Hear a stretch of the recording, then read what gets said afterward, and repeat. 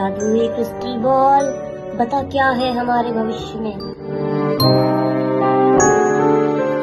भीगी भीगी सी है शर्ट, भीगी भीगी पैंट, भीगे भीगे सॉक्स, भीगे भीगे जूतों में कैसी नमी है। हा हा हा हा हा हा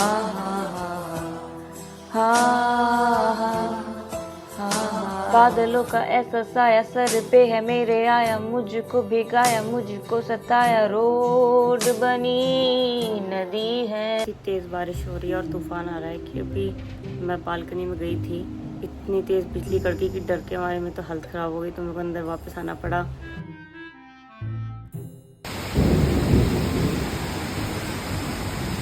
और पता नहीं क्यों यार थोड़ा सा ना डर लगता है मेरे को बिजली की आवाज़ से। मतलब वैसा भी नहीं कि जैसे टीवी दिखाते हैं कि घर के अंदर बैठे भी बिल्कुल हालत ख़राब हो गई, जैसे मान लो गिरने वाले हो और गिरने से बच भी जाओ, काफ़ी देर तक काम कर सकता है कि वो हार्ट बीट ऐसे से हो गई, एकदम वैसा सी हो गया अभी मेरा। तो थोड़ी सी टेंशन भी लग रही है यार। मेरा डॉगी भाग गया गेट, मतलब मैंने हल्का सी खोला था, वैसे वो बारिश में बिल्कुल बाहर नहीं निकलता है। गेट खोला और मैं ऑलमोस्ट गेट पर ही थी, तुरंत तो अंदर से भाग के सीधे बाहर भाग गया और मैं उसके पीछे ऑलमोस्ट सेकंड फ्लोर तक गई भी, पर देखो बहुत डर के भागा। मेरे को तो इसलिए भी थोड़ा सा लग रहा है कि ऐसा क्या होने वाला है कि डॉगियों को पता है, हम लोगों को पता नहीं, इसलिए सारे डॉगी भाग रहे हैं। क्योंकि अब मैं जब बालकनी में भी थी ना, मैं देख रही थी बिजली बहुत तेज़ कड़क रही थी, तो हो सकता है बिजली की आवाज़ से भी, और बारिश तो हो ही रही है तो उससे भी भाग रहे हो डॉगी। देखो अब कितनी देर में आता है फुगी वापस, जब ठंड लगेगी से पूछेगा कौन, मेरे से तो पूछवाएगा आकर। तो शिट, भूकंप जैसा क्यों लग रहा है। तो इतना भूकंप आता है ना कि ज़रा से में डर लग जाता है। तो हल्का सा मतलब कि कोई खुद ही की नर्व भी मूव हो रही हो उससे में भी डर लग जाता है। वैसे तो मेरे को आंधी तूफान काफ़ी पसंद है और मेरे को अच्छा लगता है जब मैं सुबह उठती हूँ बारिश हो रही होती है इस टाइम पर, लेकिन पता नहीं क्यों बड़ा अजीब सी डरावनी सी फीलिंग आ गई जिस तरीके से सब डॉगी अपनी जगह जगह से भाग रहे हैं।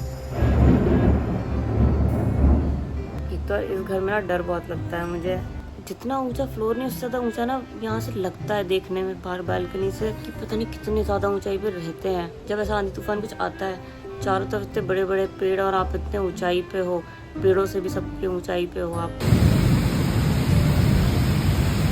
बड़ा डरावना लगता है। वो सुबह बारिश वारिश में एकदम बिजली विजली कड़कने लगे तो, क्योंकि जैसे मल्टीपल बहुत सारे कमरे वगैरह हों, ऐसा घर हो ना, तो आपको ऐसा मतलब सेफ्टी रहती है, कहीं अंदर जाके छुपेंगे, ये करेंगे वो करेंगे।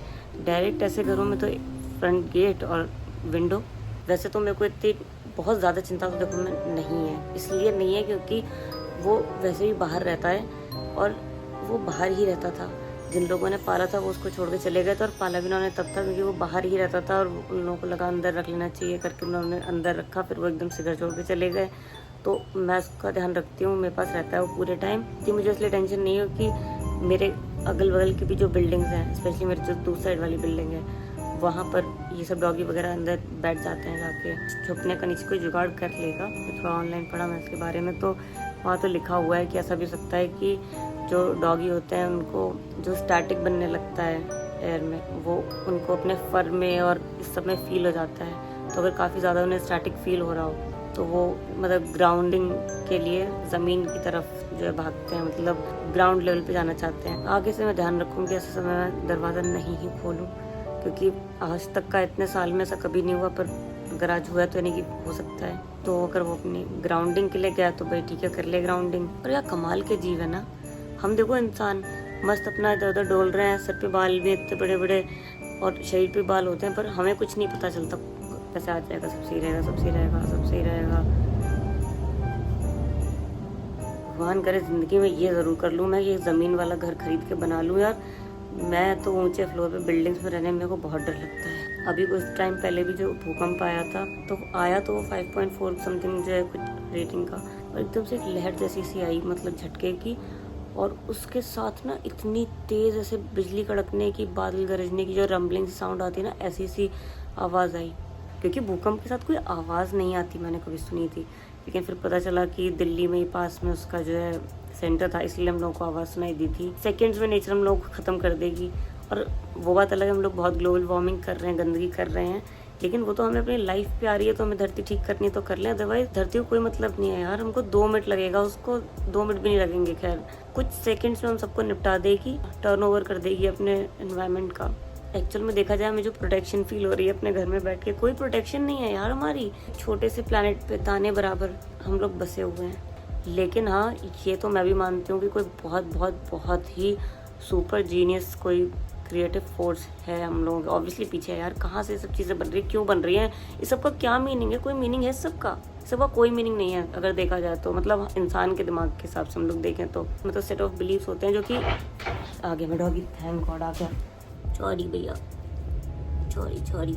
अब गेट नहीं खोलेंगे, अब तुम्हें दोबारा चांस नहीं देंगे चांस पे डांस मारने के लिए।